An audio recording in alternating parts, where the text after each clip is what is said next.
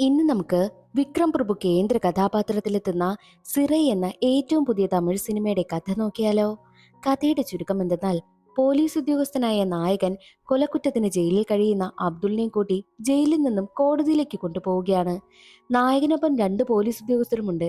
ഏതെങ്കിലും ഒരു അവസരം കിട്ടിയാൽ രക്ഷപ്പെടാനായി നോക്കുന്ന അബ്ദുൾ ആണെങ്കിൽ ഒരു ഘട്ടത്തിൽ പോലീസിന്റെ ഗണ്ണും എടുത്ത് രക്ഷപ്പെടുന്നു. അബ്ദുളിനെ കണ്ടെത്തുവാനുള്ള തത്രപ്പാടിലാണ് നായകനും കൂട്ടരും. അബ്ദുളിനെ കണ്ടെത്തിയോ? ആരാണ് അബ്ദുൾ? അവൻ ആരെയാണ് കൊന്നത്? എന്താണ് അബ്ദുളിന്റെ കഥ എന്നൊക്കെ അറിയണ്ടേ? എങ്കിൽ നമുക്ക് വേഗം സിനിമയുടെ കഥയിലേക്ക് കടക്കാം. അതിനു മുൻപായിട്ട് വീഡിയോ കാണുന്ന കൂട്ടുകാർ ഒന്ന് ലൈക്ക് ചെയ്യാൻ മറക്കരുതേ. അതുപോലെ തന്നെ കമന്റ് സെക്ഷനിലെ ഹൈപ്പ് എന്നൊരു ഓപ്ഷനും ക്ലിക്ക് ചെയ്യാൻ മറക്കരുതേ. സിനിമ തുടങ്ങുമ്പോൾ വേളൂർ ജയിലിൽ നിന്നും കോടതിയിലേക്ക് ഒരു കുറ്റവാളിയെ കൊണ്ടുപോകുന്ന പോലീസ് ഉദ്യോഗസ്ഥനായ കതിരവനെ കാണിക്കുന്നു. കതിരവനാണ് നമ്മുടെ കഥാനായകൻ. എന്നാൽ ഈ കുറ്റവാളിയാണെങ്കിൽ ശേഖരനാളിന്റെ കൂട്ടാളിയായിരുന്നു. അതുകൊണ്ട് തന്നെ കോടതിയിലേക്ക് പോകുന്ന വഴിയിൽ വെച്ച് പോലീസുകാരെ ശേഖറിന്റെ ആളുകൾ ആക്രമിക്കുകയും പോലീസുകാരുടെ മുഖത്തൊക്കെ മുളകുപൊടി വിതറിയതിനു ശേഷം കുറ്റവാളിയെ രക്ഷിച്ചുകൊണ്ട് പോകുവാനായും ശ്രമിക്കുന്നു. എന്നാൽ കതിരവൻ വിട്ടുകൊടുക്കുമോ? ഇല്ല. കതിരവനാണെങ്കിൽ എല്ലാവരെയും അടിച്ചു വീഴ്ത്തിയിട്ട് കുറ്റവാളിയെ പിടികൂടുവാനായും ശ്രമിക്കും. ഒരു ഘട്ടത്തിൽ കുറ്റവാളി രക്ഷപ്പെട്ടു പോകുവാനായി ശ്രമിക്കുന്നത് കണ്ട് കതിരവൻ തന്റെ കയ്യിലിരുന്ന് തോക്കെടുത്ത് ഷൂട്ട് ചെയ്യുന്നു. കതിരവൻ ഷൂട്ട് ചെയ്തതിൽ കുറ്റവാളി മരണപ്പെട്ടു പോയി. അതോടുകൂടി അന്വേഷണ സംഘത്തിന്റെ ചോദ്യങ്ങൾക്കെല്ലാം കതിരവനും കൂട്ടരും ഉത്തരം പറയേണ്ടി വന്നു. നിങ്ങൾ എന്തിനാണ് കുറ്റവാളിയെ ഷൂട്ട് ചെയ്തത്? പിടികൂടാമായിരുന്നല്ലോ എന്ന ചോദ്യത്തിന് പിടികൂടാൻ കഴിയുന്ന സാഹചര്യമല്ലായിരുന്നു എന്ന് പറഞ്ഞ് നടന്നതെല്ലാം കതിരവൻ തുറന്നു പറയുന്നു. മാത്രവുമല്ല, തോക്ക് തന്നിരിക്കുന്നത് ഷൂട്ട് ചെയ്യാൻ തന്നെയല്ലേ എന്നും കതിരവൻ ചോദിക്കുന്നു. എന്നാൽ കതിരവന്റെ ആ ഒരു ചോദ്യമൊന്നും അന്വേഷണ സംഘത്തിന് ഇഷ്ടപ്പെട്ടതേയില്ല. അവരെ എതിർക്കുന്നത് പോലെയായിരുന്നു കതിരവന്റെ സംസാരവും. മാത്രവുമല്ല, കുറ്റവാളി ഇതിനു മുൻപ് ഒരുപാട് കേസിൽ പ്രതിയാണ്. മാത്രമല്ല, ഒരു റേപ്പ് കേസിലെ പ്രതി കൂടിയാണെന്ന് പറയുമ്പോൾ അങ്ങനെയായാൽ നിങ്ങൾ അങ്ങ് ഷൂട്ട് ചെയ്യുമോ? നിങ്ങളുടെ കേസ് പിന്നെ പരിഗണിക്കാമെന്ന് പറഞ്ഞ് അത് മാറ്റിവെക്കുകയാണ് ചെയ്തതും. അതോടുകൂടി അവരുടെ SI ആണെങ്കിൽ കതിരവനെയും കൂട്ടരെയും ഒരുപാട് വഴക്ക് പറയുന്നു. ഈ വിവരമറിഞ്ഞ കതിരവന്റെ ഭാര്യയാണെങ്കിൽ കതിരവനെ വിളിച്ച് ഒരുപാട് വഴക്ക് പറയും. ആ സമയം കതിരവനാണെങ്കിലോ കൂട്ടുകാർക്കൊപ്പം ഇരുന്ന് മദ്യപിക്കുന്ന സമയമായിരുന്നു.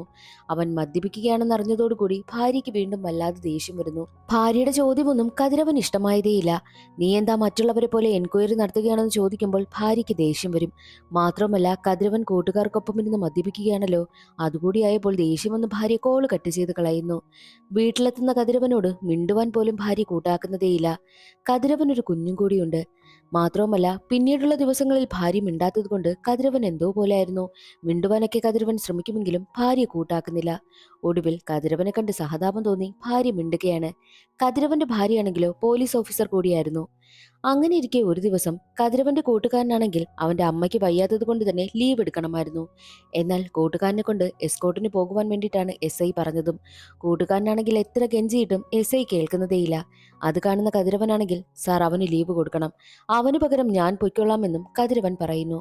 അങ്ങനെ കതിരവനാണെങ്കിൽ കോടതിയിലേക്ക് ജയിൽ പുള്ളിയെ കൊണ്ടുപോകുന്നതിന് എസ്കോർട്ട് പോവുകയാണ്.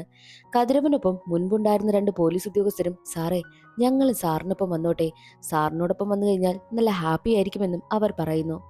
എന്നാൽ ചെല്ല് SIയിൽ നിന്നും അനുവാദം വാങ്ങിയിട്ട് വരുവാനായിട്ടും കതിരവൻ പറഞ്ഞു. അങ്ങനെ അവർ ജയിലിലേക്ക് എത്തുകയാണ്. കതിരവന് കൊണ്ടുപോകേണ്ടത് അബ്ദുൾ എന്ന് പറഞ്ഞ ഒരു കുറ്റവാളിയാണ്. 5 വർഷമായിട്ട് കൊലക്കേസിൽ അകത്ത് കിടക്കുകയാ. എല്ലാ തവണയും കോടതിയിലേക്ക് കൊണ്ടുപോകും, അതുപോലെ തന്നെ തിരിച്ചു കൊണ്ടുവരും. ഇതുവരെയായിട്ടും അബ്ദുളിന്റെ കൊലക്കേസിൽ വിധി വന്നതേയില്ല. അതുകൊണ്ട് തന്നെ 5 വർഷമായിട്ടും അബ്ദുൾ അകത്ത് തന്നെയാണ്. അങ്ങനെ അബ്ദുളിനെ കൂട്ടിക്കൊണ്ട് അവർ പോകുവാനായി ഇറങ്ങും. അബ്ദുളിനെ പരിശോധിക്കുന്ന സമയത്ത് അവന്റെ കയ്യിൽ കാശില്ലായിരുന്നു. കൂടെ ഉണ്ടായിരുന്ന ഒരു പോലീസ് ഉദ്യോഗസ്ഥൻ, എന്താടാ നിന്റെ കയ്യിൽ കാശില്ലേ? പിന്നെ നീ ഫുഡൊക്കെ എങ്ങനെ കഴിക്കുമെന്ന് ചോദിക്കും. അതിനെനിക്ക് കാശ് എങ്ങനെ കിട്ടാനാ? എനിക്ക് ആരും തന്നെ കാശ് തരാനുമില്ല, ഞാനൊരു അനാഥനാണെന്നും അബ്ദുൾ പറയുന്നു. അവർ അബ്ദുളിനെ കൊണ്ട് കോടതിയിലേക്ക് പോകുന്നത് ബസ്സിലായിരുന്നു. ബസ് സ്റ്റാൻഡിൽ എത്തുന്ന സമയത്ത് ഫുഡ് കഴിക്കുവാനായി പോകും. എന്നാൽ കതിരവനൊപ്പം വന്ന മറ്റു രണ്ട് പോലീസുകാരും, സാറേ ഞങ്ങൾ മറ്റൊരു കടയിൽ കയറിയിട്ട് വരട്ടെ എന്ന് ചോദിക്കും. സത്യത്തിൽ അവർ ഉദ്ദേശിച്ചത് മദ്യപിക്കുവാൻ പോകുന്നതാ. ഈ പോലീസ് വേഷത്തിലാണോ എന്ന് കതിരവൻ ചോദിക്കുമ്പോൾ, വേറെ ഡ്രസ്സൊക്കെ ഞങ്ങൾ കൊണ്ടുവന്നിട്ടുണ്ടെന്നും അവർ പറയുന്നു. കതിരവന് ദേഷ്യം വരുമെങ്കിലും കതിരവൻ അതിന് സമ്മതിക്കും. അങ്ങനെ രണ്ട് പോലീസ് ഉദ്യോഗസ്ഥരും മദ്യപിക്കുവാനായി പോകുന്ന സമയം കതിരവനാണെങ്കിൽ അബ്ദുളിനെ കൊണ്ട് ഫുഡ് കഴിക്കുവാനായി വരുന്നു. അബ്ദുൾ ആണെങ്കിൽ തനിക്ക് കഴിക്കാനൊന്നും വേണ്ട, ചായ മാത്രം മതിയെന്ന് പറഞ്ഞു. അബ്ദുൾ ചായ കുടിച്ചുകൊണ്ടിരിക്കുന്ന സമയവും അബ്ദുളിന്റെ നോട്ടമാണെങ്കിൽ അവിടെയുള്ള പരിസരങ്ങളൊക്കെയായിരുന്നു. എങ്ങനെയെങ്കിലും രക്ഷപ്പെടണം, അത് തന്നെയാണ് അബ്ദുളിന്റെ മനസ്സിൽ. അങ്ങനെ കതിരവനാണെങ്കിലോ ഫുഡ് കഴിച്ചു കഴിഞ്ഞതിന് ശേഷം കൈ കഴുകുവാനായി പോകുന്ന തക്കം നോക്കി അബ്ദുൾ രക്ഷപ്പെടുവാനായി ശ്രമിക്കും. മറ്റു രണ്ട് പോലീസുകാരും വന്നതുകൊണ്ട് തന്നെ അബ്ദുളിന്റെ പ്ലാൻ നടന്നില്ല. അങ്ങനെ വീണ്ടും അവർ ബസ്സിലേക്ക് കയറുകയാണ്. ബാക്കിയുള്ള രണ്ട് പോലീസുകാരും മദ്യപിച്ചിരുന്നത് കൊണ്ട് തന്നെ കതിരവനാണെങ്കിലോ തന്റെ അടുത്തേക്ക് അബ്ദുളിനെ പിടിച്ചിരുത്തും. അബ്ദുളിന്റെ കൈ മാത്രമായിരുന്നു ലോക്ക് ചെയ്തിരുന്നത്. എന്നാൽ കതിരവനാണെങ്കിൽ അബ്ദുളിന്റെ പെരുമാറ്റത്തിൽ എന്തൊക്കെയോ വശപ്പിശക് തോന്നുകയും അവനെ ചങ്ങല ഉപയോഗിച്ച് ലോക്ക് ചെയ്യുകയും ചെയ്തു. എന്നിട്ടാണ് സമാധാനമായിട്ട് ഉറങ്ങുവാനായിട്ട് കതിരവൻ തീരുമാനിക്കുന്നത്. അതേസമയം തന്നെ ഉറങ്ങാതെ പുറത്തേക്ക് നോക്കിയിരിക്കുന്ന അബ്ദുളിനെ കതിരവൻ ശ്രദ്ധിക്കും. നീ എന്താ ഉറങ്ങാത്തതെന്ന് ചോദിക്കുമ്പോൾ എനിക്ക് ഉറക്കം വരുന്നില്ല എന്നായിരുന്നു അബ്ദുളിന്റെ മറുപടിയും. 5 വർഷമായില്ലേ നീ ജയിലിൽ വന്നിട്ട്? ഇതിനിടയിൽ വെച്ച് എത്രയോ തവണ കോടതിയിൽ വന്നിരിക്കുന്നു. നിനക്ക് ജാമ്യം എടുത്തുകൂടായിരുന്നോ എന്ന് കതിരവൻ ചോദിക്കുമ്പോഴോ എനിക്ക് ജാമ്യം എടുക്കുവാനായിട്ട് ആരും തന്നെയില്ല, ഞാനൊരു അനാഥനാണെന്നുള്ള കാര്യം അബ്ദുൾ പറയും. അബ്ദുൾ പറയുന്നത് കേട്ട് കതിരവനും സങ്കടമാകും. അങ്ങനെ അബ്ദുൾ ആണെങ്കിലോ വീണ്ടും ജനൽ വഴി പുറത്തേക്ക് നോക്കിയിരിക്കുക. അബ്ദുളിന് അവന്റെ നാട്ടിലെ കലയരസി എന്നൊരു പെൺകുട്ടിയെ ഒരുപാട് ഇഷ്ടമാണ്. അവൾക്കും അതുപോലെ തന്നെയാ. പക്ഷേ രണ്ടുപേരും രണ്ട് മതമായതുകൊണ്ട് അബ്ദുളിന് നല്ല പേടിയുണ്ട്. എന്നാൽ കലയരസിക്കാണെങ്കിലോ ഇനി എന്തൊക്കെ സംഭവിച്ചാലും അബ്ദുളിനോടൊപ്പം മാത്രമേ ജീവിക്കൂ എന്ന മട്ട. അതുപോലെ തന്നെയാണ് അബ്ദുളിനും. ഈ അബ്ദുളാണെങ്കിൽ ഒരു പാവം പയ്യനാ. മാത്രമല്ല അവന്റെ അച്ഛൻ മരിച്ചതിൽ പിന്നെ അബ്ദുളിന്റെ അമ്മ ഒരു പലചരക്ക് കട നടത്തുന്നുണ്ട്. പലചരക്ക് കട കൂടാതെ അബ്ദുളിന്റെ വരുമാനം എന്തെന്നാൽ ആ ഗ്രാമത്തിലുള്ള വീടുകളിലൊന്നും TV ഇല്ലല്ലോ. അതുകൊണ്ട് തന്നെ അബ്ദുൾ TVയും കുറച്ച് CD യുമായിട്ട് എത്തും. എന്നിട്ട് ഗ്രാമവാസികൾ പറയുന്ന CD യാണ് അവൻ ഇട്ട് കാണിച്ചു കൊടുക്കുന്നതും. അതോടുകൂടി അവർക്ക് ഇഷ്ടമുള്ള സിനിമ കാണുവാനായിട്ടുള്ള അവസരവും ഒരുക്കി കൊടുക്കുകയാണ്. അങ്ങനെ കുറച്ച് വരുമാനവും അബ്ദുളിന് കിട്ടുന്നുണ്ട്. ഒരു ദിവസം കുറച്ചു പേരാണെങ്കിൽ അബ്ദുളിന്റെ അടുത്ത് TV യുമായിട്ട് വരുവാനായി പറഞ്ഞു. അങ്ങനെ അവൻ TV യും CD യുമായിട്ട് എത്തി. അതിലൊരാൾ മദ്യപിച്ചു കൊണ്ടിരിക്കവേ ഞങ്ങൾക്ക് സിനിമയൊന്നുമല്ല കാണേണ്ടത്, വേറെ CD യാണെന്ന് പറയുന്നു. പക്ഷേ അയാൾ ഉദ്ദേശിച്ച CD യൊന്നും അബ്ദുളിന്റെ കൈവശമില്ല. എന്നെ കൊണ്ട് അതിനൊന്നും കഴിയില്ല, ആ CD യൊന്നും എന്റെ കയ്യിലില്ല. നിങ്ങൾക്ക് വേണമെങ്കിൽ മുതലാളിയോട് സംസാരിക്കുവാനായിട്ടും പറഞ്ഞ് അവൻ കൊണ്ടുവന്ന TV യും CD യും എടുത്ത് അവൻ അവിടെ നിന്ന് ഇറങ്ങിപ്പോകുവാനായിട്ട് ഒരുങ്ങും. എന്നാൽ പിറകിൽ നിന്ന് വന്ന ആ ഒരു മദ്യപിച്ച ആളാണെങ്കിലോ അബ്ദുളിനെ തല്ലുവാനൊക്കെ പോകുന്നു. അതൊരു ചെറിയ പ്രശ്നമാവുകയാണ്. അബ്ദുളിനെ തല്ലുവാനായിട്ട് വന്ന മദ്യപിച്ചിരുന്ന ആൾ മറ്റാരുമല്ല, കലയുടെ സഹോദരിയുടെ ഭർത്താവായിരുന്നു. എന്നാൽ അബ്ദുൾ ആണെങ്കിൽ വലിയ പ്രശ്നമൊന്നും ഉണ്ടാക്കാതെ അവിടെ നിന്ന് പോകും. അവനാണെങ്കിൽ അങ്ങനെയൊന്നും പ്രശ്നങ്ങളിലൊന്നും ഇടപെടുന്ന ഒരു പയ്യനല്ല, അവൻ വളരെ പാവമായിരുന്നു. ഈ ഒരു വിവരം കലയെ അറിയുകയാണ്. കലയെ പറഞ്ഞതനുസരിച്ച് അവളെ കാണുവാൻ വേണ്ടിയിട്ട് അവളുടെ വീടിന്റെ തൊഴുത്തിനടുത്ത് എത്തിയിരിക്കുകയാണ് അബ്ദുൾ. കലയെ അവനോട് ചോദിക്കുന്നുണ്ട്, അയാൾ നിന്നെ തല്ലിയ സമയത്ത് നീ എന്തിനാ അത് കൊണ്ടുകൊണ്ട് നിന്നത്? നിനക്ക് തിരിച്ചു തല്ലാൻ അറിഞ്ഞൂടായിരുന്നോ? അയാൾ പറയുമ്പോൾ നീ എന്താ തിരിച്ചു പറയാത്തതെന്നൊക്കെ ചോദിച്ച് അവൾ അവനെ വഴക്ക് പറയും. അതേ സമയമായിരുന്നു കലയുടെ ചേച്ചിയുടെ കരച്ചിൽ കേൾക്കുന്നതും. കലയുടെ ചേച്ചിയുടെ ഭർത്താവാണെങ്കിലോ കുടിച്ചുകൊണ്ടുവന്ന് ചേച്ചിയെ ഒരുപാട് ഉപദ്രവിക്കുകയായിരുന്നു.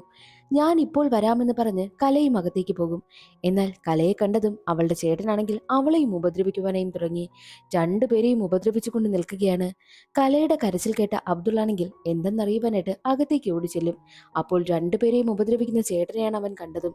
അങ്ങനെ അബ്ദുള്ളാണെങ്കിലോ ചേട്ടനെ തല്ലുകയാണ് ചെയ്തത്. അതേസമയം തന്നെ വലിയ പ്രശ്നമാവുകയും കലയുടെ അമ്മയും അവിടേക്ക് വരുന്നു.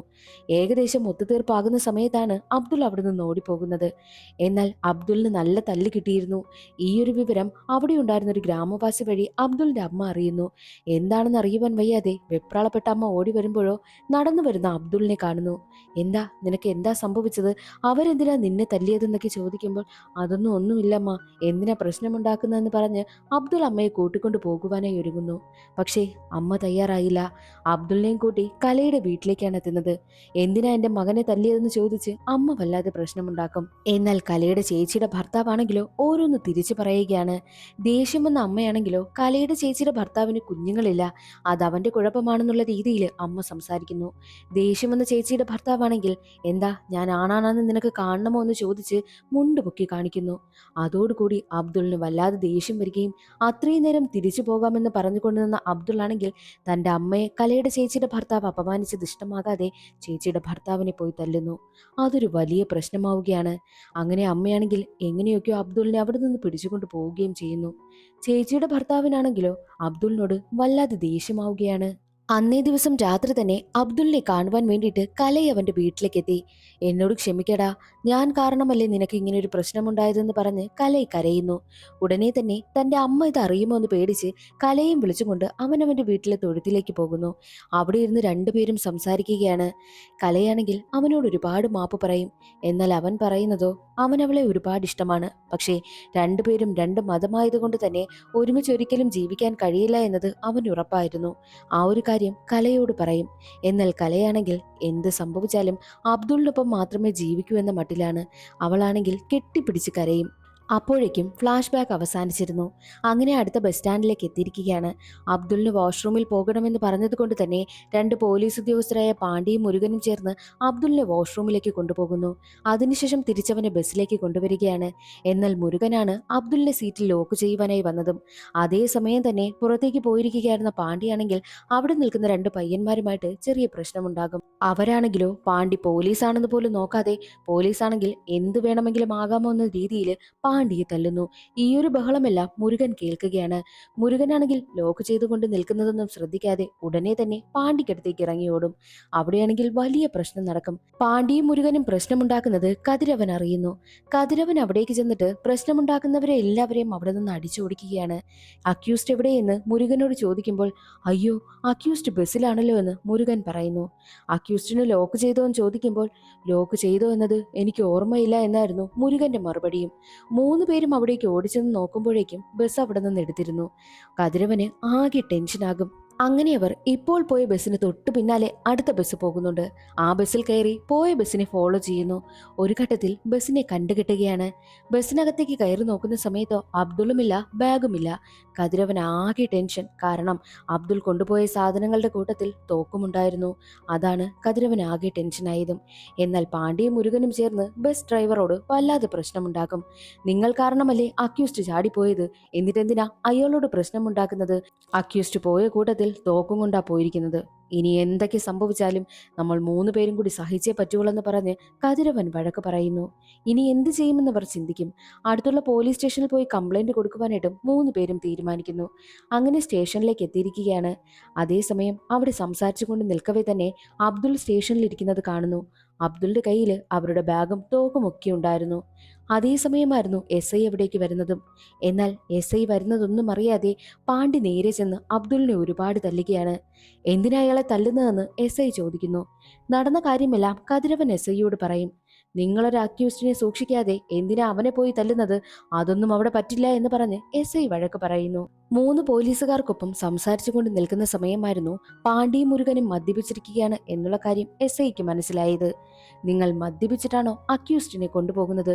ഇത് ഞാൻ മുകളിൽ റിപ്പോർട്ട് ചെയ്യും, നിങ്ങളുടെ SIയെ അറിയിക്കുമെന്ന് പറഞ്ഞ് ഉടനെ തന്നെ ഫോൺ എടുക്കുന്ന സമയത്ത് പാണ്ഡ്യയും മുരുകനും ചേർന്ന് കരഞ്ഞ് കാല് പിടിക്കുകയാണ്. സാറേ, ഞങ്ങൾ രണ്ടുപേരും മാത്രമേ മദ്യപിച്ചിട്ടുള്ളൂ. ദേ ഈ സാറ് മദ്യപിച്ചിട്ടില്ല, സാറിനെ ഒന്നും ചെയ്യരുതെന്നും പറയുന്നു. ഇതെല്ലാം കണ്ടുകൊണ്ട് നിൽക്കുകയാണല്ലോ അബ്ദുൾ. സാറേ, അവരെ ഒന്നും ചെയ്യണ്ട, ഞാനാ ബസ്സിൽ നിന്നിറങ്ങിപ്പോയത്. അവർ വരുമെന്ന് കരുതി ഞാൻ ബസ്സിൽ ഇരുന്നിരുന്നുവെങ്കിൽ ഒരു പ്രശ്നവും ഉണ്ടാകില്ലായിരുന്നു. പക്ഷേ ഞാൻ പേടിച്ചു പോയി. അതാ ഞാൻ സാധനങ്ങളുമായി ബസ്സിൽ നിന്നിറങ്ങിയതും സ്റ്റേഷനിലേക്ക് വന്നതും. ഞാൻ ബസ്സിൽ തന്നെ ഇരുന്നിരുന്നുവെങ്കിൽ ഇത്രയും പ്രശ്നങ്ങൾ ഉണ്ടാകില്ലായിരുന്നുവെന്നും അബ്ദുൾ പറയുന്നു. അത് കേട്ട് SI പറയും, നിന്നെയൊക്കെ രക്ഷിക്കുന്നതിന് ഒരു അക്യൂസ്ഡ് തന്നെ വേണ്ടി വന്നുവെന്ന്. അതെല്ലാം കേൾക്കുന്ന കതിരവനാണെങ്കിൽ അബ്ദുളിനെ തന്നെ നോക്കുകയാണ്. കാരണം അബ്ദുളിന് രക്ഷപ്പെടുവാനായിട്ടൊരു അവസരം കിട്ടിയിട്ട് പോലും അവനത് ചെയ്തില്ലല്ലോ. അങ്ങനെ SI റിപ്പോർട്ട് എഴുതിയെടുത്തിട്ട് മൂന്ന് പേരെയും പറഞ്ഞു വിടുവാനായി ഒരുങ്ങുന്ന സമയമായിരുന്നു ഗണ്ണെടുക്കുന്നതും. എന്നാൽ ഗണ്ണാണെങ്കിൽ ലോഡ് ചെയ്തിരിക്കുകയാണ്. അത് കാണുന്ന SI പാണ്ഡ്യയോട് ചോദിക്കുന്നുണ്ട്, എന്തിനാ ഈ ഗണ്ണ് ലോഡ് ചെയ്തത്? അതിന് മറുപടിയായിട്ട് പാണ്ഡ്യ പറഞ്ഞതോ അബ്ദുൾ ഒരു മുസ്ലിം അല്ലേ, അതുകൊണ്ടാണ് തോക്ക് ലോഡ് ചെയ്തിരുന്നുവെന്ന്. അത് കേട്ടതും SIക്ക് വല്ലാതെ ദേഷ്യം വരും. അതെന്താ, മുസ്ലിം ആയിരുന്ന എന്താ പ്രശ്നം? മുസ്ലിം ആണെങ്കിൽ തോക്ക് ലോഡ് ചെയ്ത് കൊണ്ടുപോകാവൂ എന്നുണ്ടോ? അങ്ങനെയാണെങ്കിൽ നീ അവന് വെടിവെക്കുമോ? എങ്കിൽ എന്നെ വെടിവെക്ക്, ഞാനും ഒരു മുസ്ലിമാണെന്ന് SI പറയുന്നു. എന്താ, ഹിന്ദുക്കൾക്കും മുസ്ലിങ്ങൾക്കും ഇടയിൽ പ്രശ്നമുണ്ടാക്കുവാനാണോ നീ ശ്രമിക്കുന്നതെന്ന് പാണ്ഡ്യയോട് SI ചോദിക്കുന്നു. SIക്ക് പാണ്ഡ്യയുടെ ആ ഒരു സംസാരമൊന്നും ഒട്ടും ഇഷ്ടമായതേയില്ല. അങ്ങനെ മൂന്ന് പേരെയും അബ്ദുളിനെയും പറഞ്ഞു വിടുകയാണ്. ലോറിയിൽ ഇരിക്കുന്ന സമയം കതിരവൻ അബ്ദുളിനോട് ചോദിക്കും, നിനക്ക് രക്ഷപ്പെടുവാനായിട്ടൊരു അവസരം കിട്ടിയിട്ടും നീ എന്താ രക്ഷപ്പെട്ടു പോകാത്തത്? അല്ല, കോടതിയിൽ ചെല്ലുന്ന സമയം നിന്റെ കയ്യിലെ വിലങ്ങഴിച്ചു മാറ്റണമെന്ന് നീ പറഞ്ഞത് എന്തിനാ? എന്താ കാര്യമെന്ന് ചോദിക്കുമ്പോൾ, കോടതിയിൽ എല്ലാ തവണയും എന്നെ കാണുവാൻ വേണ്ടിയിട്ട് എന്നെ കല്യാണം കഴിക്കാൻ പോകുന്ന പെണ്ണ് വരും. അവൾ എൻ്റെ കയ്യിൽ വിലങ്ങ് കിടക്കുന്നത് കണ്ടാൽ അവൾക്ക് ഒരുപാട് സങ്കടമാകും. ഞാൻ ജയിലിലായതിൽ പിന്നെ ഇന്ന് വരെയും അവൾ ചിരിച്ച് ഞാനൊന്ന് കണ്ടിട്ടേയില്ല എന്നും അബ്ദുൾ പറയുന്നു. അത് കേട്ട് കതിരവൻ ചോദിക്കും, നീ കൊലക്കുറ്റത്തിനാണ് ജയിലിൽ കിടക്കുന്നത്. ആരെയാ നീ കൊന്നതെന്നും അബ്ദുലിനോട് ചോദിക്കുന്നു. പിന്നീടൊരു ഫ്ലാഷ് ബാക്ക് ആണ് കാണിക്കുന്നത്. ഒരു ദിവസം അബ്ദുളും കലയും സിറ്റിയിൽ പോയി ഫോട്ടോ എടുത്തിട്ട് വരികയായിരുന്നു. കലൈ വീട്ടിലെത്തുന്നത് ഒരുപാട് ലേറ്റായാണ്. ഇത്രയും നേരം നീ എവിടെ പോയിരുന്നുവെന്ന് അമ്മ ചോദിക്കുമ്പോഴോ സ്പെഷ്യൽ ക്ലാസ് ഉണ്ടായിരുന്നു എന്നായിരുന്നു കലയുടെ മറുപടി. പക്ഷേ അത് വിശ്വസിക്കുവാനായിട്ട് അമ്മ കൂട്ടാക്കിയില്ല. അല്ല, നിന്നെയും ആ അബ്ദുളിനെയും സിറ്റിയിൽ വെച്ച് കണ്ടെന്ന് 2-3 പേർ പറഞ്ഞല്ലോ. എന്താ അവനുമായിട്ടുള്ള ഇടപാടെന്ന് അമ്മ ദേഷ്യപ്പെടും. എന്നാൽ അത് കേട്ട് കലൈ പറയുന്നതോ, ബാക്കിയുള്ളവർ പറയുന്നത് എന്തോ അമ്മ അങ്ങ് വിശ്വസിച്ചോ, അമ്മയ്ക്ക് എന്നെ വിശ്വാസമില്ലേ എന്ന് ചോദിച്ചാണ് അമ്മയോട് കലൈ ചൂടാകുന്നത്. അല്ല, അന്നിവിടെ പ്രശ്നം നടന്ന സമയത്ത് കൃത്യസമയം തന്നെ അബ്ദുൾ ഇവിടേക്ക് കയറി വന്നല്ലോ. അപ്പോൾ ഈ പരിസരത്ത് എവിടെയോ അവനുണ്ടായിരുന്നു. സത്യം പറ, എന്താ യഥാർത്ഥത്തിൽ നടക്കുന്നതെന്ന് അമ്മ ചോദിക്കും. അങ്ങനെ ദേഷ്യമെന്ന കലയാണെങ്കിലോ, എന്താ ഇപ്പൊ അറിയേണ്ടത്? അവനും ഞാനും തമ്മിലുള്ള ബന്ധം എന്തെന്നല്ലേ? ഞാൻ അവനെയാ വിവാഹം കഴിക്കാൻ പോകുന്നത്. ഞങ്ങൾ തമ്മിൽ പ്രണയത്തിലാണെന്നും കലൈ പറയുന്നു. ദേഷ്യമെന്ന അമ്മയാണെങ്കിലോ അവിടെ കിടന്ന് ബഹളം വെക്കുവാനായും തുടങ്ങുന്നു. കലയെ ഒരുപാടടിക്കും. അത് കാണുന്ന ചേച്ചിയാണെങ്കിൽ പുറത്തേക്ക് ഇറങ്ങി വരികയാണ്. അമ്മയാണെങ്കിൽ ചേച്ചിയോട് എല്ലാ കാര്യങ്ങളും പറയുന്നു. എന്നാൽ ദേഷ്യമെന്ന ചേച്ചി പറയുന്നത്, ഇപ്പോൾ എൻ്റെ ഹസ്ബൻഡ് ഇവിടേക്ക് വരും. ആ നേരം നിങ്ങളിങ്ങനെ പ്രശ്നമുണ്ടാക്കിക്കൊണ്ട് നിന്നാൽ എന്താണ് നടക്കുന്നതെന്ന് അറിയാമല്ലോ. അതുകൊണ്ടൊന്നും മിണ്ടാതിരി, ആരെയും അറിയിക്കേണ്ട, ഞാൻ അവളോട് സംസാരിച്ചോളാമെന്നും ചേച്ചി പറയുന്നു. എന്നാൽ മറ്റൊരു വശത്ത് എന്നത്തെയും പോലെ അമ്മയും കൂട്ടി തന്റെ സ്കൂട്ടറിൽ വരികയായിരുന്നു അബ്ദുൾ. എന്നാൽ അമ്മ അബ്ദുളും കലയും അന്ന് വീട്ടിൽ വന്നതെന്ന് സംസാരിച്ചത് കണ്ടിരുന്നു. എന്തിനാ അന്ന് രാത്രി അവൾ അവിടേക്ക് വന്നത്? നിങ്ങൾ തമ്മിൽ എന്താ ബന്ധമെന്ന് അമ്മ ചോദിക്കുമ്പോഴോ ഒന്നുമില്ലെന്നായിരുന്നു അബ്ദുളിന്റെ മറുപടി. പക്ഷേ അതൊന്നും അമ്മയ്ക്ക് വിശ്വാസമായില്ല. നിന്റെ അച്ഛൻ ഈ നാട്ടിൽ ജീവിക്കുവാൻ വേണ്ടിയിട്ട് ഒരുപാട് കഷ്ടപ്പെട്ടിട്ടുണ്ട്. ഒരുപാട് അധ്വാനിച്ച ഈ ഒരു വീടും വെച്ചത്. പക്ഷേ ആ ഒരു വീട് പൂർത്തിയാക്കുവാനായിട്ട് അച്ഛന് കഴിഞ്ഞില്ല. നിന്നെ കൊണ്ട് അതിന് സാധിക്കുമെന്നാ ഞാൻ വിശ്വസിക്കുന്നത്. അതിനിടയിൽ വെച്ച് നീ യാതൊരുവിധ പ്രശ്നവും ഉണ്ടാക്കരുത്. നമുക്ക് ഈ നാട്ടിൽ ജീവിക്കണമെന്നും അമ്മ പറയുന്നു. അമ്മ എന്താണ് ഉദ്ദേശിച്ചതെന്ന് അബ്ദുളിന് മനസ്സിലായി. അതേ സമയം തന്നെയായിരുന്നു അവിടേക്ക് കലയുടെ അച്ഛൻ വരുന്നതും അബ്ദുളിനെ തല്ലുന്നതും. അത് കണ്ട് അമ്മയ്ക്ക് സഹിച്ചില്ല. അമ്മയാണെങ്കിൽ കലയുടെ അച്ഛനെ പിടിച്ചു മാറ്റുവാനൊക്കെ ശ്രമിക്കും. എന്നാൽ കലയുടെ അച്ഛനാണെങ്കിലോ അബ്ദുളിന്റെ അമ്മയെ ഉപദ്രവിക്കുകയും അബ്ദുളിന്റെ അമ്മയെ ചവിട്ടി ദൂരേക്ക് എറിയുകയും ചെയ്യുന്നു. അതോടുകൂടി അമ്മ തറയിൽ വീണ് അമ്മയ്ക്കാണെങ്കിൽ ശ്വാസം എടുക്കാൻ പറ്റാത്ത അവസ്ഥയായി. അത് കാണുന്ന അബ്ദുൾ ആണെങ്കിലോ കലയുടെ അച്ഛനെ പിടിച്ചു മാറ്റുകയും ദൂരേക്ക് തള്ളിപിടിക്കുകയും ചെയ്യുന്നു. എന്നിട്ട് അമ്മയെ അവിടെ നിന്നും പെട്ടെന്ന് തന്നെ ഹോസ്പിറ്റലിലേക്ക് എത്തിക്കും. അടുത്ത ദിവസം അമ്മ എങ്ങനെയൊക്കെയോ ഓക്കെ ആവുകയാണ്. കൃത്യസമയത്ത് ഹോസ്പിറ്റലിൽ എത്തിച്ചത് കൊണ്ട് അമ്മയുടെ ജീവനും രക്ഷിച്ചു. അങ്ങനെ അബ്ദുൾ ആണെങ്കിൽ ഹോസ്പിറ്റലിൽ നിന്നും പുറത്തേക്ക് ഇറങ്ങുന്ന സമയം കലയും കലയുടെ അമ്മയും സഹോദരിയും സഹോദരിയുടെ ഭർത്താവും ഒക്കെ ഹോസ്പിറ്റലിന് മുന്നിൽ നിന്ന് കരയുന്നു. എന്താണ് കാര്യമെന്ന് അബ്ദുൾ അവിടെ നിൽക്കുന്ന ആളിനോട് തിരക്കിയപ്പോഴോ, ഇന്നലെ രാത്രി ആരോ കലയുടെ അച്ഛനെ കൊന്നു. വഴിയിൽ മരിച്ചു കിടക്കുന്ന അച്ഛനെയാണ് കണ്ടതെന്നുമുള്ള കാര്യം അബ്ദുൾ അറിയുകയാണ്. അതോടുകൂടി താൻ പിടിച്ചു തള്ളിയിട്ട് തറയിൽ വീണ് തലയിടിച്ചാണ് കലയുടെ അച്ഛൻ മരണപ്പെട്ടു പോയതെന്നും അബ്ദുളിന് മനസ്സിലായി. അതോടുകൂടി അബ്ദുൾ നേരെ പോയി പോലീസ് സ്റ്റേഷനിൽ കീഴടങ്ങാണ് യഥാർത്ഥത്തിൽ സംഭവിച്ചതെന്നും ഞാനല്ലാതെ അറിഞ്ഞുകൊണ്ട് മനഃപൂർവ്വം ആരെയും കൊന്നിട്ടില്ല എന്നും അബ്ദുൾ കതിരവനോട് പറയുന്നു. അത് കേട്ട കതിരവനാണെങ്കിലോ, അല്ല, അവളുടെ അച്ഛനെ നീ കൊന്നിട്ടും എന്തിനാ അവൾ വീണ്ടും നിന്നെ കാണുവാൻ വേണ്ടിയിട്ട് ജയിലിലേക്കും കോടതിയിലേക്കും ഒക്കെ വരുന്നതെന്ന് ചോദിക്കും. അതിന് മറുപടിയായിട്ട് അബ്ദുൾ പറയുന്നതോ, ഞാൻ സ്റ്റേഷനിൽ കീഴടങ്ങിയ സമയം എന്നെ കാണുവാൻ വേണ്ടിയിട്ട് കലയി വന്നിരുന്നു. ഞാൻ അവളോട് നടന്നതെല്ലാം തുറന്നു പറഞ്ഞു. ഞാൻ അവളുടെ കാലിൽ വീണ് മാപ്പ് പറഞ്ഞ് കരഞ്ഞു. എന്നാൽ അന്ന് അവിടെ നിന്ന് ഇറങ്ങിപ്പോയ കലൈ പിന്നീട് എല്ലാ തവണയും എന്നെ കാണുവാൻ വേണ്ടിയിട്ട് കോടതിയിലും ജയിലിലും ഒക്കെ വരാറുണ്ട്. എന്റെ നിരപരാധിത്വം അവൾക്ക് മനസ്സിലായി എന്നും അബ്ദുൾ പറയും. അബ്ദുൾ പറഞ്ഞ കാര്യങ്ങളെല്ലാം കതിരവൻ തന്റെ ഭാര്യയെ വിളിച്ച് പറയുന്നു. ഭാര്യയ്ക്ക് അതൊക്കെ കേൾക്കുമ്പോൾ കൗതുകമായിരുന്നു. ആ പെൺകുട്ടി നാളെ കോടതിയിൽ വരികയാണെങ്കിൽ എനിക്കൊന്ന് ഫോൺ വിളിച്ച് തരണേ, എനിക്ക് അവളോടൊന്ന് സംസാരിക്കണമെന്നും ഭാര്യ പറയും. കതിരവനും അതിന് സമ്മതിക്കുന്നു. അങ്ങനെ വീണ്ടും കതിരവൻ അബ്ദുളിന്റെ അടുത്തേക്ക് എത്തി. നിന്റെ അമ്മയ്ക്ക് എന്ത് സംഭവിച്ചു? അമ്മ ഇപ്പോൾ ഓക്കെ ആണോ എന്ന് ചോദിക്കുമ്പോൾ, അല്ല, ഞാൻ ജയിലിൽ കിടക്കുന്നത് ഓർത്തോർത്ത് അമ്മ മരണപ്പെട്ടു. ഈ ഒരു കാര്യം ഒരിക്കൽ ജയിലിൽ എന്നെ കാണാൻ വന്ന കലയാണ് പറഞ്ഞതെന്നും അബ്ദുൾ പറയുന്നു. അത് കേട്ടതും കതിരവന് നല്ല സങ്കടമാകും. അടുത്ത ദിവസം കോടതിയിലേക്ക് അബ്ദുളിനെ കൊണ്ടുവരുന്നത് വിലങ്ങില്ലാതെയാണ്. കോടതിയിലേക്ക് ഒരു കുറ്റവാളിയെ വിലങ്ങില്ലാതെ കൊണ്ടുവരുന്നത് റിസ്ക് ഉള്ള കാര്യമാ. പക്ഷേ നീ ഇന്നലെ എന്നോടൊരു കാര്യം പറഞ്ഞില്ലേ, അത് ഞാൻ വിശ്വസിച്ചു. അതുകൊണ്ടാണ് നീ പറഞ്ഞ ഈ ഒരു കാര്യം ഞാൻ അക്സെപ്റ്റ് ചെയ്തതെന്നും കതിരവൻ അബ്ദുളിനോട് പറയുന്നു. അങ്ങനെ കോടതിയിലെത്തി കലയ്ക്ക് വേണ്ടിയിട്ട് വെയിറ്റ് ചെയ്ത് നിൽക്കുകയാ. കതിരവനാണെങ്കിൽ തന്റെ ഭാര്യയെ വിളിച്ചിട്ട് കലൈ ഇതുവരെ വന്നില്ല എന്ന് പറയുന്നു. എന്നാൽ ഫോൺ വിളിച്ചുകൊണ്ട് നിൽക്കുന്ന സമയം തന്നെയായിരുന്നു അബ്ദുൾ ആരോടോ സംസാരിക്കുന്നത് കതിരവൻ ശ്രദ്ധിക്കുന്നത്. നോക്കുമ്പോഴോ അവൻ ഓപ്പോസിറ്റായിട്ട് ദൂരെ മാറി നിൽക്കുന്ന ഒരു പെൺകുട്ടിയെ കതിരവൻ കാണുന്നു. കതിരവൻ ഉടനെ തന്നെ അവൾക്കടുത്തേക്ക് ചെല്ലും. കലയല്ലേ, അബ്ദുൾ എന്നോട് പറഞ്ഞിരുന്നു. എന്തിനാ മാറി നിൽക്കുന്നത്, പോയി സംസാരിക്കുവാനേയും പറയും. അങ്ങനെ കലയാണെങ്കിൽ സന്തോഷം കൊണ്ട് അവൻ്റെ അടുത്തേക്ക് ഓടി വരുന്നു. രണ്ടുപേരിൽ നിന്ന് സംസാരിക്കും. അവർക്ക് രണ്ടുപേർക്കും സംസാരിക്കുവാനുള്ള സൗകര്യമെല്ലാം കതിരവൻ ഒരുക്കി കൊടുക്കുന്നു. അബ്ദുളുടെ കേസ് പരിഗണിക്കുന്നതിന് ഏകദേശം 2 മണിക്കൂറെങ്കിലും എടുക്കും. അബ്ദുളും കലയും സംസാരിച്ചു കൊണ്ടിരിക്കുക. കരയുന്ന കലയോട്, നീ എന്തിനാ കരയുന്നത്, ഞാൻ വേഗം തന്നെ പുറത്തിറങ്ങും, ഉടനെ ഇറങ്ങും, നീ സങ്കടപ്പെടണ്ട, നമുക്ക് രണ്ടുപേർക്കും ദൂരേക്ക് പോയി ജീവിക്കാമെന്നും അബ്ദുൾ പറയുന്നു. എന്നാൽ അവർക്കടുത്തേക്ക് എത്തിക്കുകയാണ് കതിരവൻ. അവർക്കടുത്തേക്ക് എത്തിയ കതിരവൻ ചോദിക്കും, അല്ല, അന്ന് നിനക്ക് രക്ഷപ്പെട്ടു പോകുവാനായിട്ടൊരു അവസരമുണ്ടായിരുന്നു, നീ എന്തുകൊണ്ട് അത് ചെയ്തില്ല? അന്ന് നിനക്ക് അവിടെ നിന്ന് രക്ഷപ്പെട്ടു പോയി കലയും കൊണ്ട് എവിടെയെങ്കിലും പോയി ജീവിച്ചുകൂടായിരുന്നു എന്ന് ചോദിക്കുമ്പോഴോ, ഞാൻ രക്ഷപ്പെട്ടു പോയിട്ട് എങ്ങനെ ജീവിക്കാനാ സാറേ? എൻ്റെ പേര് അബ്ദുൾ എന്നല്ലേ, ഈ പേരും വെച്ച് ഞാൻ എങ്ങനെ ജീവിക്കും? എന്നെ വിശ്വസിച്ച് വരുന്ന കലയ്ക്ക് ഞാൻ കാരണം എന്തെങ്കിലും സംഭവിച്ചു പോയാലോ എന്ന പേടി കാരണമാ ഞാൻ അതൊന്നും ചെയ്യാതെ പോലീസ് സ്റ്റേഷനിൽ പോയി കീഴടങ്ങിയതെന്നും അബ്ദുൾ പറയുന്നു. അത് കേട്ട് കതിരവൻ ചോദിക്കും, 5 വർഷമായിട്ട് ഇവൻ ജയിലിൽ കിടക്കുകയാ. ഇതിനിടയിൽ വെച്ച് ഏതെങ്കിലും നല്ലൊരു വക്കീലിനെ റെഡിയാക്കിയിരുന്നുവെങ്കിൽ ഇവനെ എപ്പോഴേ പുറത്തിറക്കാമായിരുന്നു എന്ന് പറയുമ്പോഴോ, ഞാൻ വക്കീലിനെ റെഡിയാക്കുവാനായിട്ട് നോക്കിയിരുന്നു. പക്ഷേ ഈ വിവരം എൻ്റെ സഹോദരിയുടെ ഭർത്താവ് അറിയുകയും എന്നെ ഒരുപാട് തല്ലുകയും ചെയ്തു. അത് കാരണമാ എനിക്ക് ഒന്നിനും കഴിയാത്തതെന്നും കലൈ പറയുന്നു. അബ്ദുളിന്റെയും കലയുടെയും അവസ്ഥ കണ്ട് സഹതാപം തോന്നിയ കതിരവൻ, ജഡ്ജിപ്പോൾ ഫുഡ് കഴിക്കുവാനായി പോയിരിക്കുകയാ. ഞാൻ നിങ്ങൾക്കൊരു ഐഡിയ പറഞ്ഞു തരാം. ജഡ്ജിനോട് സംസാരിക്കുവാൻ വേണ്ടിയിട്ട് ഞാൻ നിങ്ങൾക്ക് അവസരം ഉണ്ടാക്കി തരാം. അപ്പോൾ നിങ്ങൾക്ക് പറയുവാനുള്ളതെല്ലാം ജഡ്ജിനോട് പറയണം. ഇത്രയും നാള് അബ്ദുളിന്റെ കേസ് പരിഗണിച്ചിട്ടില്ല. നിങ്ങൾ സംസാരിക്കുന്നത് കേട്ട് അബ്ദുളിന്റെ കേസ് ജഡ്ജി പരിഗണിക്കണം. അങ്ങനെയാണെന്നുണ്ടെങ്കിൽ അബ്ദുളിന് ചിലപ്പോൾ എത്രയും വേഗം ജയിലിൽ നിന്ന് ഇറങ്ങാനായിട്ട് കഴിയും.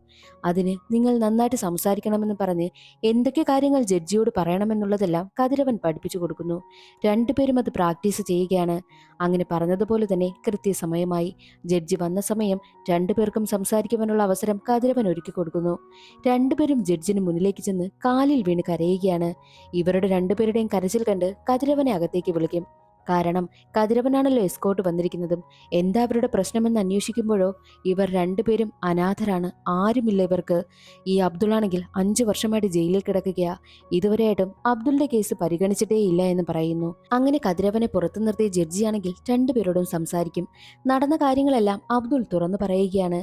രണ്ടുപേരുടെയും അവസ്ഥ കണ്ട് സഹതാപം തോന്നിയ ജഡ്ജിയാണെങ്കിലോ അബ്ദുളിന്റെ കേസ് ഫയൽ എടുത്തുകൊണ്ട് വരുവാനായിട്ടും പറയുന്നു. അത് കഴിഞ്ഞ് കതിരവനെ അകത്തേക്ക് വിളിക്കുകയാണ്. ഇവർക്ക് രണ്ടുപേർക്കും ബിരിയാണി വാങ്ങി കൊടുക്കണമെന്ന് പറഞ്ഞ് ജഡ്ജി കാശെടുത്ത് കതിരവന്റെ കയ്യിൽ ഏൽപ്പിക്കും. എന്താണ് യഥാർത്ഥത്തിൽ നടക്കുന്നതെന്ന് കതിരവന് മനസ്സിലാകുന്നതേയില്ല. കാശുമായിട്ട് ഒന്നും മനസ്സിലാകാതെ പുറത്തേക്ക് വരികയാണ് കതിരവൻ. അപ്പോഴേക്കും അബ്ദുളും കലയും കതിരവനെ കെട്ടിപ്പിടിച്ച് കരയുന്നു. എന്താ സംഭവിച്ചതെന്ന് ചോദിക്കുമ്പോഴോ, ജഡ്ജി കേസ് പരിഗണിക്കാമെന്ന് പറഞ്ഞു, എന്നെ കോടതി വെറുതെ വിടും. എന്റെ കാര്യമെല്ലാം ജഡ്ജിക്ക് ബോധ്യപ്പെട്ടു. ഇതെല്ലാം സംഭവിച്ചത് സാറിനെ കാരണമാണെന്ന് പറഞ്ഞാണ് രണ്ടുപേരും കെട്ടിപ്പിടിച്ച് കരയുന്നത്. അത് കണ്ട് കതിരവനും ഒരുപാട് സന്തോഷമായി. കതിരവനാണെങ്കിൽ ഈ സന്തോഷ വാർത്ത തന്റെ ഭാര്യയെ വിളിച്ച് അറിയിക്കുന്നുമുണ്ട്. അബ്ദുളിന്റെ കേസിന് എന്തെങ്കിലും ഒരു പരിഹാരമാവുകയാണെങ്കിൽ ഞാൻ അവനെയും കൊണ്ട് ഇവിടെ ഒരു ക്ഷേത്രത്തിൽ വരാമെന്ന് പറഞ്ഞിരുന്നു. ഞാൻ അവനെയും കൊണ്ട് ആ ഒരു അമ്പലത്തിൽ പൊയ്ക്കോട്ടെ എന്നും കതിരവനോട് കലയെ ചോദിക്കും. അങ്ങനെ അവർ ആ ഒരു അമ്പലത്തിലേക്ക് എത്തുകയാണ്. അവിടെ നിന്ന് പ്രാർത്ഥിക്കുകയും ചെയ്യുന്നു. അതേസമയം തന്നെ കതിരവന്റെ ഭാര്യയുമായിട്ടും കലൈ സംസാരിക്കുന്നുണ്ട്. അതിനുശേഷം അവർ പോകുവാനായി ഇറങ്ങുകയാണ്. ഒരുപാട് നാളുകൾക്ക് ശേഷം കലൈ ഇപ്പോഴാണ് ചിരിച്ചു കാണുന്നതും. അത് കാണുന്ന അബ്ദുളിനും ഒരുപാട് സന്തോഷമാകുന്നു. വേണമെങ്കിൽ സാറേ ഇനി എന്നെ ലോക്ക് ചെയ്തോ എന്നും അബ്ദുൾ പറയും. എന്നാൽ കതിരവനാണെങ്കിൽ അതിന് തയ്യാറാകുന്നില്ല. വീണ്ടും ജയിലിലേക്ക് എത്തുന്നു. ഒരുപാട് സന്തോഷത്തോടു കൂടിയാണ് ജയിലിലേക്ക് വീണ്ടും അബ്ദുൾ പോകുന്നത്. കാര്യം അടുത്ത തവണ പുറത്തിറങ്ങാമെന്ന സന്തോഷമായിരുന്നു അബ്ദുളിന്. സാറേ, അടുത്ത തവണ കോടതിയിലേക്ക് പോകുന്ന സമയത്ത് സാറും എൻ്റെ കൂടെ ഉണ്ടാകണേ, എനിക്കതൊരു ധൈര്യമായിരിക്കുമെന്നും അബ്ദുൾ പറയുന്നു. ഉണ്ടാകുമെന്ന് കതിരവനും വാക്ക് കൊടുക്കുകയും ചെയ്യും. ജയിലിലേക്ക് എത്തിയ അബ്ദുൾ ജഡ്ജി തന്നെ വെറുതെ വിടാമെന്ന് പറഞ്ഞത് എല്ലാവരെയും അറിയിക്കുകയാണ്. എല്ലാവർക്കും സന്തോഷമാകും. അതുപോലെ തന്നെ വീട്ടിലേക്ക് എത്തിയ കലയും ചേച്ചിയുടെ ആ സന്തോഷ വാർത്ത പറയുന്നു. എത്ര വർഷമായി നീ കാത്തിരിക്കുന്നതാ, ഇനിയെങ്കിലും അതിനൊരാശ്വാസം കിട്ടട്ടെ എന്നും ചേച്ചിയും പറയുന്നു.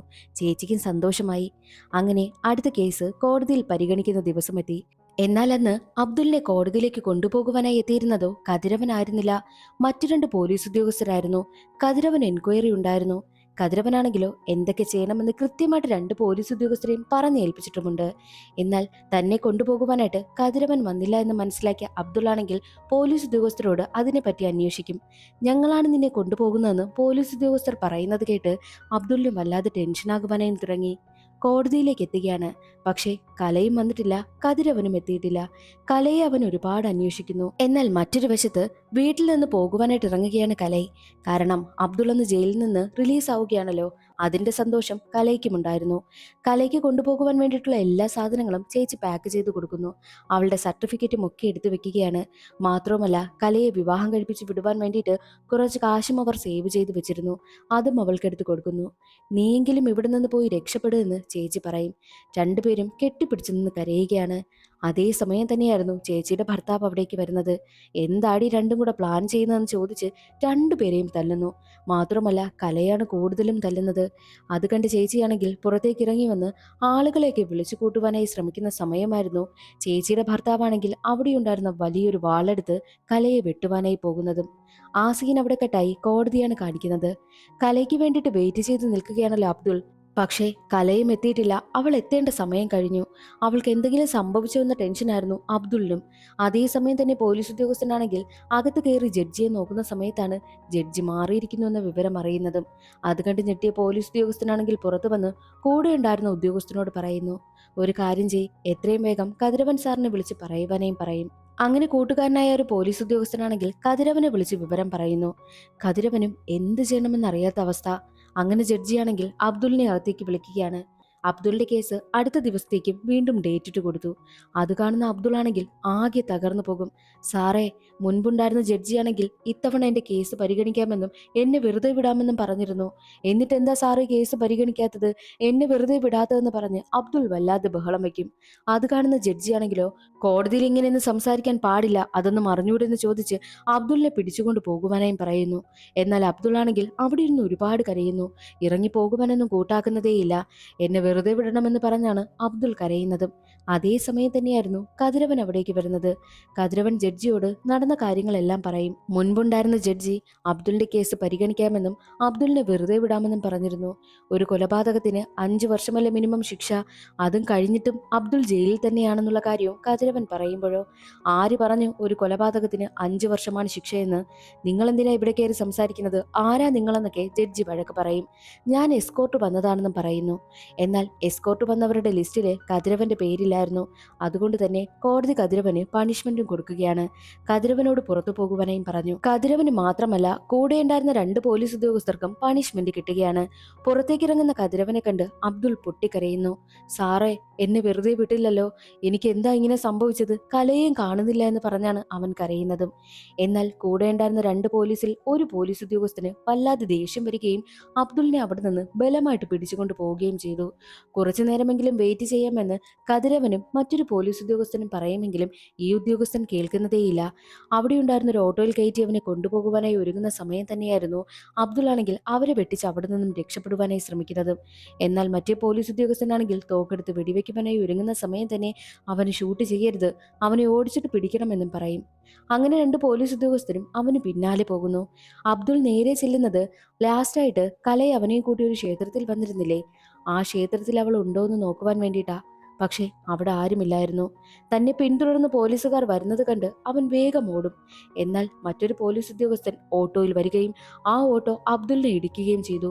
അതോടുകൂടി തറയിൽ വീഴുന്ന അബ്ദുളിനെ 2 പോലീസ് ഉദ്യോഗസ്ഥരും പിടികൂടുകയാണ്.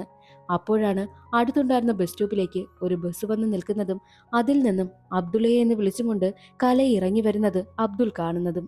അവർക്ക് പിന്നാലെ കതിരവനും കൂട്ടരും ഉണ്ടായിരുന്നു. അബ്ദുളിനെ പോലീസുകാർ ബലമായിട്ട് ഓട്ടോയിലേക്ക് പിടിച്ചു കയറ്റുന്നത് കലയെ കണ്ടിരുന്നു. കലയെയും അബ്ദുൾ കാണും. എന്നാൽ അബ്ദുളിനെ കണ്ട് വെപ്രാളപ്പെട്ട് ബസ്സിൽ നിന്ന് ഓടി വരുന്ന കലയ്ക്ക് ആക്സിഡന്റ് സംഭവിക്കുകയാണ്. അത് കണ്ട് അബ്ദുൾ ആകെ തകർന്നു പോകുന്നു. അബ്ദുളിനാണെങ്കിൽ അനങ്ങാൻ പോലും പറ്റാത്ത അവസ്ഥ. അവനെ ഓട്ടോയിലിട്ട് 2 പോലീസുകാരും കൊണ്ടുപോവുകയാണ്. എന്നാൽ കലയ്ക്കടുത്തേക്ക് ഓടി വരികയാണ് കതിരവൻ. കല ഈ ബസ്സിനടിയിൽ കുടുങ്ങിക്കിടക്കുന്നത് നോക്കാൻ പോലും കഴിയാതെ കതിരവൻ അവിടെ ഇരുന്ന് കരയുകയാണ്. അത് അബ്ദുളും കാണുന്നുണ്ട്. തന്റെ ജീവിതത്തിന്റെ എല്ലാ പ്രതീക്ഷകളും നഷ്ടമായാണ് അബ്ദുൾ പിന്നെ ജയിലിലേക്ക് പോയതും. ഈ കഥയെല്ലാം ട്രെയിനിങ്ങിന് വന്ന പോലീസ് ഉദ്യോഗസ്ഥർക്ക് കതിരവൻ പറഞ്ഞു കൊടുക്കുകയാണ്. സാറേ, കലയുടെ മരണശേഷം അബ്ദുലിന് എന്ത് സംഭവിച്ചു എന്നൊരു ട്രെയിനി ചോദിക്കുമ്പോഴോ എന്ത് സംഭവിച്ചു കാണുമെന്ന് കതിരവൻ തിരിച്ചു ചോദിക്കുന്നു. ചിലപ്പോൾ അവൻ ആത്മഹത്യ ചെയ്ത് കാണില്ലേ എന്ന് ചോദിക്കുമ്പോൾ ചിരിച്ചുകൊണ്ട് കതിരവൻ അതിന് മറുപടി കൊടുക്കുകയാണ്. കതിരവനും ഭാര്യയും ചേർന്ന് അബ്ദുലിന് വേണ്ടിയിട്ട് കേസ് നടത്തി അവനെ പുറത്തിറക്കുകയാണ്. ജയിലിൽ നിന്ന് പുറത്തു വരുന്ന അബ്ദുലാണെങ്കിൽ മാനസികമായിട്ട് തകർന്നൊരവസ്ഥയിലായിരുന്നു. എന്നാൽ അവിടെ അവനെ കാത്ത് മറ്റൊരാളുണ്ടായിരുന്നു. അവിടെയാണ് കഥയിലൊരു ട്വിസ്റ്റ്. അവനെ കാത്തുണ്ടായിരുന്നത് മറ്റാരുമല്ല, കലയരസി തന്നെയാണ്. അവന്റെ പ്രിയപ്പെട്ട കലൈ. സത്യത്തിൽ അവൾ അന്ന് ആക്സിഡന്റിൽ മരണപ്പെട്ടില്ല. ബസ്സിനടിയിൽ തന്നെ അവൾ പതുങ്ങിയിരിക്കുകയാണ്.